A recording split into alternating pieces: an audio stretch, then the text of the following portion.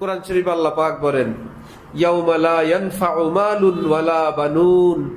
আজকে যারা মাল নিয়ে, শক্তি দিয়ে, কর্মী বাহিনী দিয়ে ক্ষমতা দেখাও, লা ইয়ানফাউ, এক বিন্দু কাজে আসবে না সেদিন।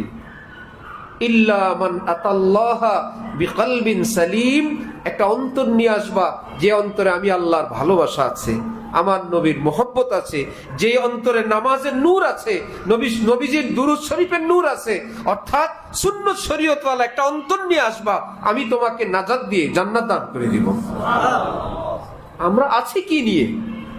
এরকম একটা দেহ তো শিয়াল কুকুরের আছে, আর যদি একদম হুবহু খুঁজি, ইহুদির আছে, খ্রিস্টানের আছে, একদম মানুষ। কোরআন শরীফ আল্লাহ পাক বলেন, উলাইকা কাল আনআম, এগুলো মানুষ না, এরা চতুষ্পদ জন্তুর ন্যায়। আল্লাহ পাকের রাগ গুসা প্রশমিত হয় নাই, থামে নাই।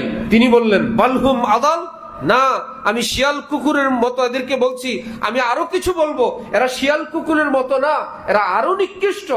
শিয়াল কুকুরের কাছে আমি কোনো নবী পাঠাই নাই, আসমানি কোনো কিতাব পাঠাই নাই, কোনো পোশাক দেই নাই, কোনো সোসাইটি সমাজ দেই নাই, বিবেক বুদ্ধি দেই নাই।